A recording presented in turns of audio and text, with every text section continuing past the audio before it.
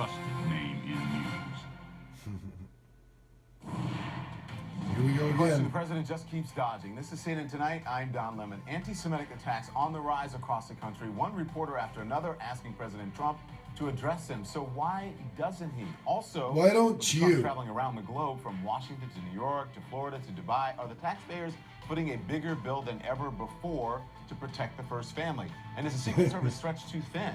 Have you ever asked that question before, Don? You just got to see the American wrestler in Mexico who's become a superstar by playing a Trump fan in the ring.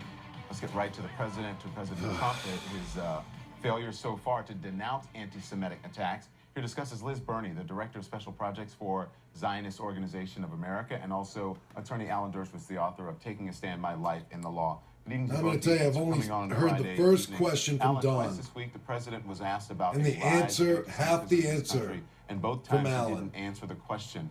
This was Wednesday. Look at this. Since your election campaign and even after your victory, we've seen a sharp rise in anti-Semitic incidents across the United States. And I wonder, what do you say to those among the Jewish community in the States and in Israel and maybe around the world who believe and feel that your administration is playing with xenophobia and maybe racist tones? Well, I just want to say that we are, very honored by the Look who he's standing next to. I mean, I don't even like the guy, but look who he's standing next to. We were not supposed to crack 220. You know that, right? There was no way to 221, but then they said there's no way to 270. And there's tremendous enthusiasm out there as far as... What he's saying is... People, Jewish people, so many friends. Everybody voted for him across lines that you're trying to make up. Son-in-law. A lot of people voted for him, regardless. I think that you're going to see a lot different United States of America over the next 3, 4, or 8 years. And here was his answer yesterday. There's been a report out that 48 bomb threats have been made against Jewish centers all across the country in the last couple of weeks. There are people who are committing anti-Semitic acts or threatening to. You see, he said he's going to ask a very simple, easy question. And it's not. It's not a simple question. This proves he's not racist. Number one. I mean, honestly, he speaks to everybody the same. Anti-Semitic person that you've ever seen in your entire life. Number two, racism. The least racist person. See, he lied about he was going to get up and ask a very straight, simple question. So, it's welcome to the world of the media. But let me just tell you something. That I mean, this guy is misunderstood. I hate the charge. I find it repulsive. So why can't he, Alan, just give a better answer to what is a pretty straightforward question, I think? Yeah, and he missed an opportunity. Look, there is increasing anti-Semitism in this country, coming from the alt-right, but also from the hard left on college campuses. I appreciate that. Perfect opportunity for the President of the United States, using his bully pulpit, to come out against anti-Semitism on both extremes of the political spectrum. Leaders of the Democratic Party also have an obligation to come out against anti-Semitism on the hard left. People like Sanders and Warren and Keith Ellison have an obligation to condemn anti-Semitic statements and acts by those who support them. The president has accepted the support of the alt-right, and there are some in the alt-right who are anti-Semitic. So both as the president, you're the ones labeling them. Accepted the support of some who may have some He anti-Semitic. never ever labeled anybody. He's not an anti-Semitic. You are the only people who label. Obligation to condemn those who support him. That's why I moved away from the Democratic Party. The Democratic Party have the obligation to condemn anti-Semitism. And that wasn't the question either. The question wasn't that whether he was an anti-Semite. It's just what he thought of the rise of anti-Semitism in the country, and he sort of brought it around to himself. But that said, Liz, well, those are people making their own decisions. And he told I think that's what he's saying. saying. An hour crafting that question, and there was more to it than just the clip that we showed you. In the beginning, he explicitly mentioned the fact that his community doesn't think the president himself is anti-Semitic, and notes that the president has Jewish family members. His editor, Rabbi Yitzchak Frankfurter, said this, quote, he says, "It was a very disheartening moment for us to watch him being berated." So the president called this is good. a citizen reporter asking his first I haven't watched question, past the briefing, a liar, that he asked him at very The first disrespectful half questions. of the He answer sit of down, Alan he said, "Shut up." Dershowitz. How did you feel watching that? Well, Jake Turks came on another network, as you know, last night, and So he understood the frustration he said of the president. he said he understood that President Trump feels very hurt by the question and may have been defensive because of that, because he is so, for the Jewish state, has so many friends in the Jewish community, has a Jewish daughter. He's, How did you feel watching that? He's, I have to go by what Mr. Turk said. I understand first of all, that, and he did say that, he said that, but I he's wonder very how supportive. He loves the you president. felt watching that. Okay, basically, anti-Semitism and Jew hatred and the current manifestation of Jew hatred, which is hatred of the Jewish state, is a stain on humanity. So No, people are just looking for an open conversation. This has been going on for the This last is all 8 just years. blocking. There were so many opportunities that President Obama you're supposed to had. be. There were many. Yeah, Obama. For instance, when you had the San Bernardino attack and a Jewish, a messianic Oh, see, she was President making Obama is sense no for longer them. president. I'm asking No, you no, but about. I'm- Hold on. How I'm you asking about feel. the president and his response to a Jewish reporter. Not, who asked not, first not the question, how news, do not you her facts. feel as Don Lemon Americans wants to know how she watching that? feels. The president's Of course, behavior and the okay, response. first of all, of course, I want him to take every opportunity to condemn anti-Semitism. But this has been going on for 8 years in a much more extreme way in the Obama administration, where, for instance, Let's just say, if No, it was don't you bad in the dare! administration, it sounds like Oh you're my saying, well, two God. wrongs don't make a right. I'm No, just I'm giving you. not No, saying she's that. not- I'm not saying President that. I'm Obama not saying Oh my that. God. I'm We not have saying to that, and it's stop. not the fundamental We How have can to this be? We have to stop making this a partisan issue. Thank you, Alan. We have to stop. I'm not He's making talking to it you, That's who Don. you are. The Zionist Organization of America supports Donald Trump. You have to unequivocally look into that camera and say he must condemn anti-Semitism. What are you Just the way talking- I'm looking into that camera. He leads and by saying example. Democrats must Look, condemn first of all, anti-Semitism in the hard way. Say it. we are a nonpartisan organization, and in fact, we actually honored Professor Dershowitz at our last annual dinner I'm in sure he November. was very Last appreciative annual of it. dinner, But what of his answer? What of his response saying that I this is love not it. a She's partisan a issue, truth and the teller. president had an opportunity to condemn anti-Semitism I with just a said very simple answer? I agree that every opportunity should be taken to condemn anti-Semitism, That's but not to fair. focus to focus on Donald Trump when this has been going. Where's everybody been for the last He's 8 years? current president. Where is I everybody? have- Alan, where were you know for where the I've last been. years? Where You were you know for the where last I've been. 8 years? You know Every where show I've you been. were I'm on this you show. were I have supporting been it. You were condemning- continuing I have I supporting love it. Obama. I have been Every time condemning- Obama, They expected her to be a listed good all the girl. countries that have been victims of terrorism, and he left out Israel. Okay, Where can were I- you can then? we stop? Can we I stop? was The condemning reason- Alan, you were on this show, and you've said similar things even when President Obama was in office. So I have to give you that. The reason it's Is that coming right? is because Donald Trump is now the president. He is carrying the ball. He is a leader of the free world.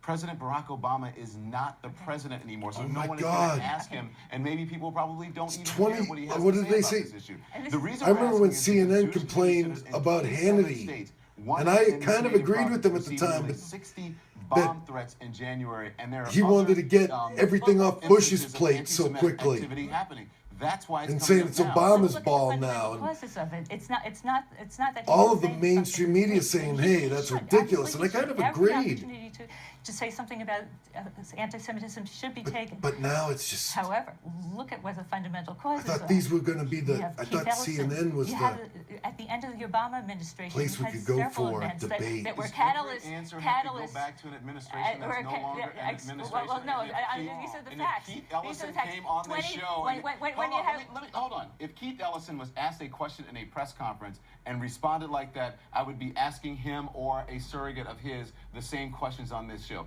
He's not here to defend himself. I'm not asking you about that. I'm asking you about President Donald Trump and the reporter in that room and why this president has responded the way he has about the rise of anti-Semitic. Give us all the facts, activity in Don. the She country. brought up speak a to great President point to Donald begin Trump. the whole interview.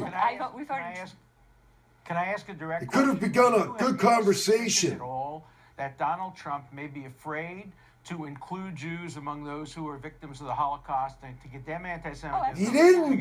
Because he doesn't want to lose the support Absolutely of people not. on the alt-right. You have no Absolutely support not. for that at all? Absolutely not. This is somebody who, in his inauguration address, stated that he would combat radical Islam. This is not a man who's afraid to say what needs to be said.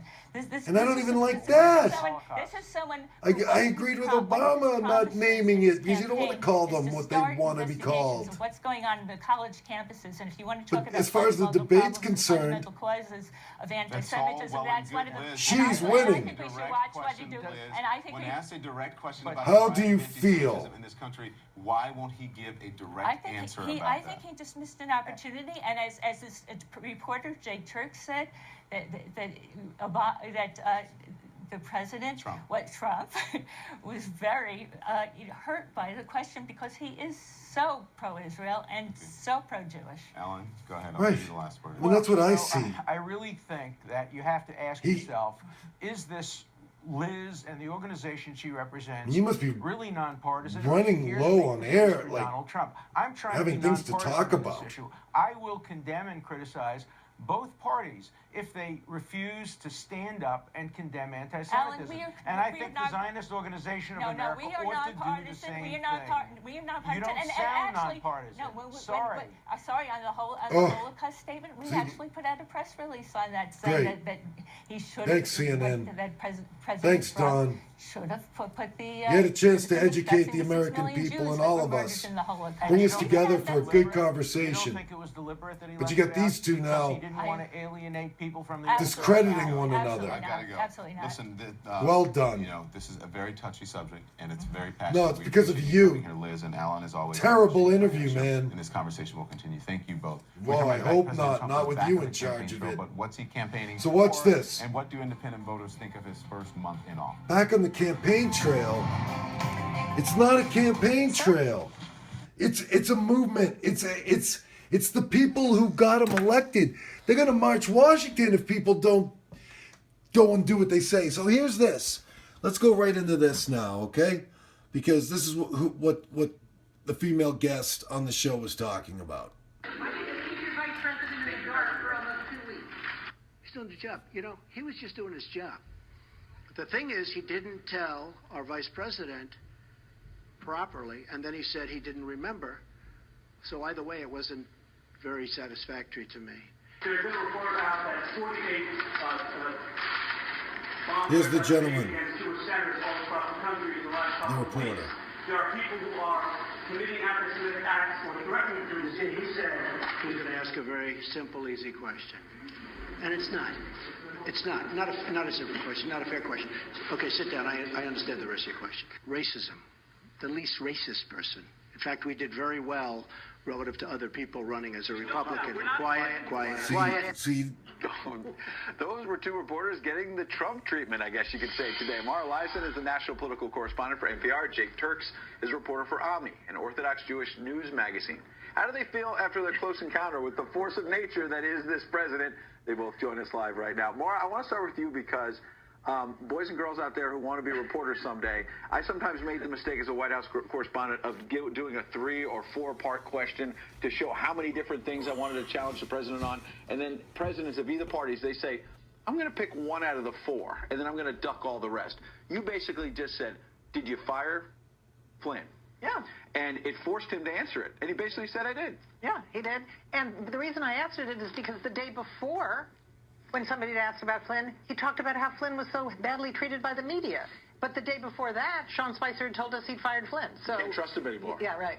I want to ask you, Jake Turks, it seems like you had a relationship with the president that predated his presidency. Did nobody else see this except for me last night? Somewhat. It was Don a Lemon relationship that I've had as a correspondent Get a drift covering of him. this And interview? we covered all the candidates, but I got a lot of requests specifically to cover the Trump campaign, especially because of his longtime close connections with the Orthodox Jewish community, on top of everything else that was going on. An important question he was asked yesterday as well when he took questions with the Prime Minister of Israel, who had his back. And when he was pressed, Donald Trump, about whether or not he's been anti-Semitic, people around him have said or done anything anti-Semitic, he got backing from Prime Minister Netanyahu, which I thought was important for his critics to hear. Did you feel like he answered your question today? So I actually want to address what your question was rather than the answer you're trying to get me to say. Well, I'm actually not. I actually have an open mind. I really don't know what you're going to say. I'm not trying to get you to say anything. I've worked with the president, with his people, throughout the campaign, throughout the transition, and so many times I've seen some of our colleagues in the media describe certain events as, in the way it relates to the Jewish community in a certain light that no one in our community saw it that way, and there were certain acts that were described as anti-Semitic, or certain people described as anti-Semitic, and the people in our community who know these people personally said, that's not true. Why are people who aren't Jewish deciding what is considered anti-Semitism?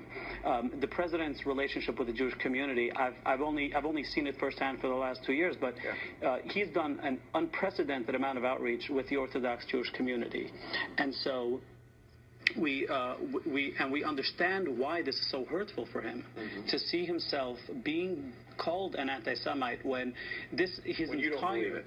No, not just I don't believe it. I've seen him firsthand. Yeah. I mean, there's my point is, you feel it's unfair. It is very unfair what's been done to him, and I understand why he's so defensive. And I'm with him when it comes to being outraged about him being charged with this anti-Semitism. Laura, we hear some of our colleagues in the media tonight, sort of shouting from the rooftops that nothing short of our democracy is at stake. I wonder, though, if you look at it from a different sense, what puts our democracy more at stake? Having a tense relationship, president and press, sharp questions, but a president who pushes back, or some of the fawning coverage, let's be honest, when President Obama over the last 8 years got questions like, what enchanted you about the first 100 days? That hardly was healthy. Look, I think that this whole period is a test of our democratic institutions. And guess what happened today? We saw the press, act like it should, and the president treat us like he should. He took questions for 80 minutes. He did not only call on friendly reporters. He called on a wide range of people. He got tough questions. 24 hours ago, the storyline, the narrative was he's afraid to go beyond the Daily Caller. Well, actually, if he had continued with the strategy that he's used at the 2 and 2 press conferences forever, I think that would have been a fair charge, because that's what he was doing. This was his first full-fledged press conference as president, and he did it in the traditional way, even though he excoriated us and called us dishonest. He did answer questions, and there was a lot we learned. It was like the president was on the couch.